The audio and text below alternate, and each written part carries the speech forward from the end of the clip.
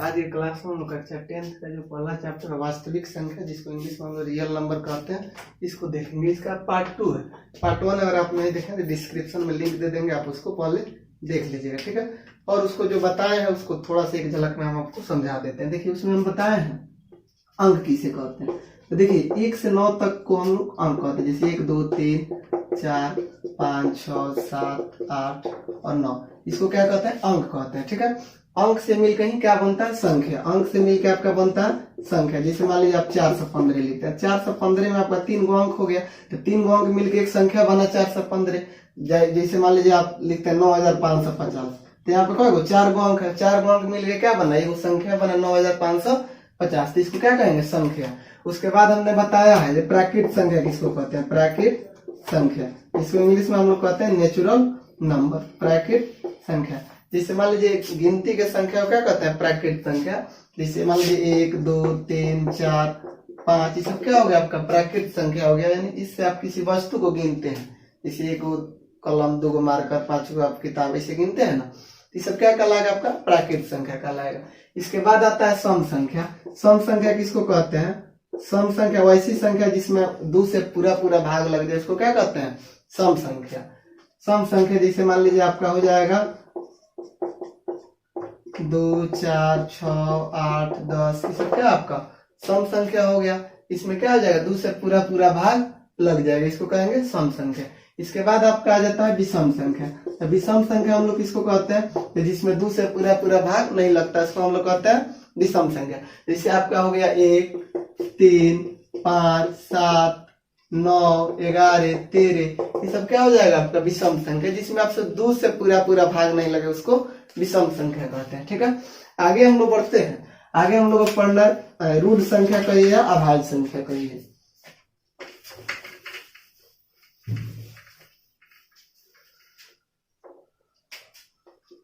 रूढ़ संख्या, रूढ़ संख्या या अभाज्य संख्या। रूढ़ संख्या या अभाज्य संख्या वैसी संख्या जिसमें स्वयं और एक को छोड़कर किसी दूसरे संख्या से भाग न लगे, उसको रूढ़ संख्या या अभाज्य संख्या कहते हैं। वैसी संख्या जिसमें एक एवं स्वयं को छोड़कर किसी अन्य संख्या से भाग न लगे, उसे रूढ़ संख्या या अभाज्य संख्या कहते हैं। जैसे आपका हो जाएगा दोस्तों 2 3 5 7 11 13 ... देखिए वैसी संख्या जिसमें स्वयं और एक को छोड़कर दूसर संख्या से भाग न लगे, उसको रूढ़ संख्या कहिए या अभाज्य संख्या कहिए। जैसे मान लीजिए आपका 2 1 नहीं होगा, एक अभाज्य संख्या नहीं है, 2 से शुरू होता है। 2 अभाज्य संख्या किया तो 1 से कटेगा, नहीं तो स्वयं 2 से कटेगा। 3 अभाज्य संख्या होता है, 1 से कटेगा, नहीं तो स्वयं 3 से कटेगा। आगे आपका 5 है, किया तो 1 से भाग लगेगा, इसमें नहीं तो स्वयं 5 से लगेगा। 7 उसी तरह है, 1 से लगेगा, नहीं स्वयं 7 से लगेगा। अब आप सोच रहे हैं 9 हमने नहीं लिखा, तो 9 जो होता है, 9 में जो है इसको 1 भी काट सकता है, आपका 3 भी काट सकता है, उसके बाद 9 से भी स्वयं कट जाएगा। तो हमने कहा है कि वैसी संख्या जो एक और स्वयं से ही कटे, उसको अभाज्य संख्या कहते हैं। इधर 3 गो से कट जा रहा है ना, तो क्या होगा? अभाज्य संख्या नहीं होगा, ठीक है। उसके बाद आपका 11 हो जाएगा, 13 हो जाएगा, 15 भी नहीं होगा, कैसे इसको 1 भी काट सकता है। उसके बाद आपका इसको 3 भी काट देगा, 5 भी काट देगा, स्वयं 15 भी काट देगा। इसको तो 3 गो संख्या 4 गो काट दे रहा है, इसलिए क्या कहलाएगा? ये अभाज्य संख्या नहीं होगा। जैसे 13 हो गया, फिर 19 हो जाएगा, 23 हो जाएगा, 31 हो जाएगा, आपका ये सब क्या हो जाएगा? आपका अभाज्य संख्या, जिसमें एक और स्वयं को छोड़कर दूसरा संख्या से भाग नहीं लगता। इसके बाद आ जाता है पूर्णांक संख्या। पूर्णांक संख्या जो होता है, पूर्णांक संख्या अपूर्णांक संख्या। देखिए ऋणात्मक संख्या शून्य और धनात्मक संख्या के समूह को ही हम लोग पूर्णांक संख्या कहते हैं। ऋणात्मक संख्या शून्य एवं धनात्मक संख्याओं के समूह को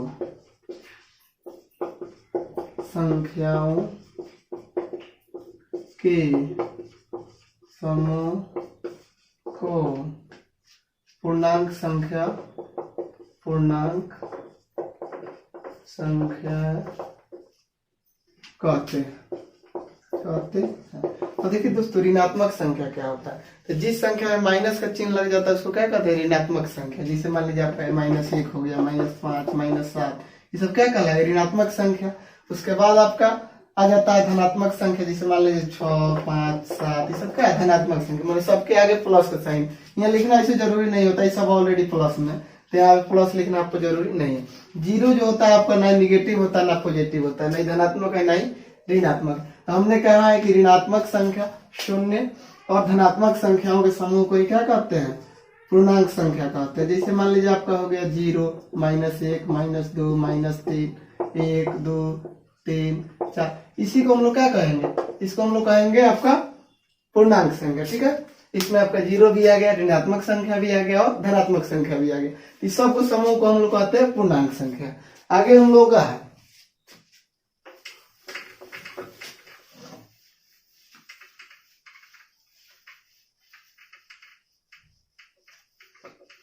आगे आपका आता है परिमेय संख्या।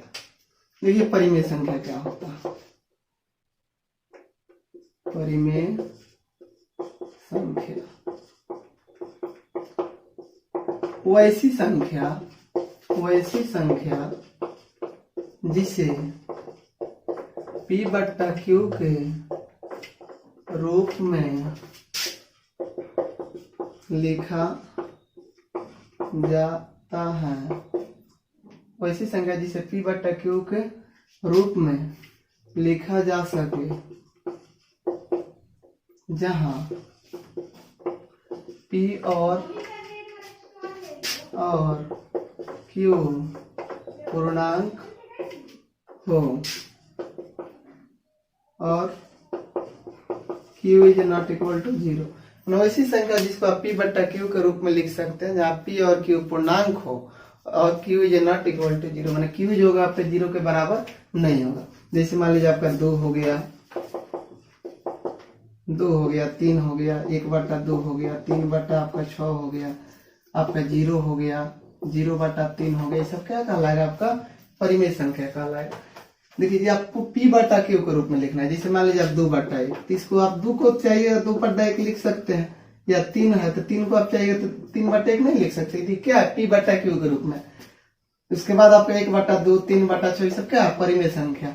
याद रखिए 0 भी आपका एक परिमेय संख्या होता है, क्योंकि 0 को भी आप चाहिएगा तो 0/1 लिख सकते हैं, 0/2 लिख सकते हैं, सब क्या है, परिमेय संख्या। और हमने कहा था कि Q जो होगा 0 नहीं होगा, माने आप इसको ऐसे नहीं लिख सकते 3/0, क्या हो जाएगा, गलत हो जाएगा। आप 0 में किसी संख्या से भाग दे सकते हैं, ना कि आप किसी संख्या में 0 से भाग दे सकते हैं, गलत होता है। 0 में किसी संख्या से भाग कीजिएगा 0 हो जाएगा, परंतु किसी संख्या में 0 से भाग थोड़ी लग सकता है, ठीक है, पॉसिबल ही नहीं है। ये क्या कहलाएगा, ये आपका परिमेय नहीं है। आपका ये सब क्या, 0 आपका परिमेय संख्या होता है, याद रखिएगा। अब आता है बारी अपरिमेय संख्या का। अपरिमेय संख्या किसको कहते हैं, अपरिमेय संख्या जो होता है, परिमेय संख्या को छोड़ के बाकी सभी को हम लोग अपरिमेय संख्या कहते हैं। अपरिमेय संख्या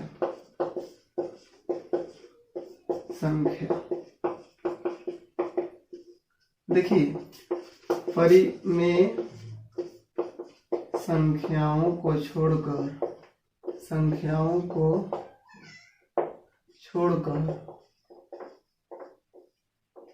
बाकी सभी अपरिमेय संख्याएं, परिमेय संख्याओं को छोड़कर बाकी सभी संख्याएं अपरिमेय संख्याएं होती है। बाकी सभी संख्याएं अपरिमेय संख्या होती है। संख्याएं होती, परिमेय संख्या को छोड़कर बाकी जो भी संख्या सब क्या है अपरिमेय संख्या होता है, जिसको आप p बटा q के रूप में नहीं लिख सकते। जैसे मान लीजिए आपका दोस्तों हो जाएगा रूट अंदर 2, रूट 3, रूट अंदर 5, रूट अंदर 7, ये सब क्या है अपरिमेय संख्या। इसका जो है रूट को तोड़बो कीजिएगा तो इसका एक्चुअल वैल्यू नहीं आता है। ये संख्या इसको तोड़िएगा तो आपका आ जाएगा, जैसे मान लीजिए 0.131313, इसका मतलब होता है उस संख्या क्या हो रहा है बार बार रिपीट हो रहा है, एक्चुअल वैल्यू इसका नहीं आएगा, वही संख्या आपका क्या होगा बार बार रिपीट होगा। तो आप इसको आप कह सकते हैं ये सब क्या अपरिमेय संख्या। उसके बाद आपको जैसे मान लीजिए आपको दिया जाए 2 रूट अंदर 3 बटा रूट अंदर 3, तो यहाँ पे जैसे मान लीजिए रूट 3 से रूट 3 कटा दीजिएगा 2 बचेगा, 2 क्या होगा आपका परिमेय संख्या होगा। जैसे रूट अंदर 9 होगा तो रूट अंदर 9 का तो हम लोग वर्गमूल कर सकते हैं। रूट अंदर 9 का जब वर्ग कीजिएगा कितना हो जाता है 3 है, 3 बटा 1 आप p बटा q के रूप में नहीं आ गया, p बटा q के रूप में आ गया तो क्या हो जाएगा परिमेय संख्या। जैसे मान लीजिए रूट अंदर 16 के वर्गमूल कितना होता है 4 हो जाता है। 4 क्या आपका अभी बताया परिमेय संख्या, इसको आप 4 बटा 1 लिख सकते हैं, p बटा q के रूप में तो क्या कहलाएगा परिमेय संख्या। जैसे 25 है, 25 भी आपका वर्गमूल कीजिएगा तो 5 हो जाएगा। 64 है रूट अंदर 64, इसको भी आप वर्गमूल कीजिएगा कितना हो जाएगा 4 हो जाएगा, सॉरी 4 कर रहा है 8 हो जाएगा, ठीक है। उसके बाद आपका आ जाता है जैसे मान लीजिए 2 रूट अंदर 2 बटा हमका 2, तो इसको आप परिमेय है कि अपरिमेय, तो इसको 2 से 2 कटा दीजिएगा तो पता चलेगा क्या है रूट अंदर 2, रूट अंदर 2 आएगा तो क्या हो जाएगा अपरिमेय संख्या आ जाएगा। जैसे हमका है रूट अंदर 25 बटा 5, तो रूट अंदर 25 का वर्गमूल कितना हो जाता है 5, 5 बटा 5 कटेगा तो 1 हो जाएगा, 1 आपका क्या होता है परिमेय संख्या होता है।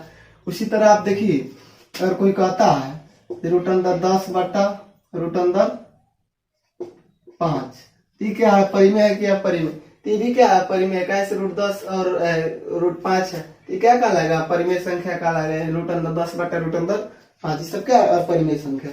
अब आता है आपका वास्तविक संख्या के बारे में। देखिए वास्तविक संख्या किसको कहते हैं, परिमेय संख्या और अपरिमेय संख्या के समूह को वास्तविक संख्या कहते हैं। वास्तविक संख्याएं परिमेय संख्या तथा अपरिमेय संख्याओं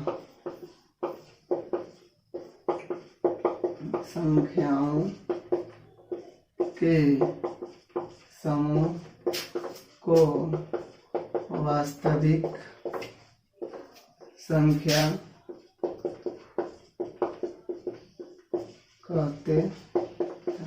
देखिए याद रखिए परिमेय संख्या तथा अपरिमेय संख्या के समूह को वास्तविक संख्या कहा जाता है।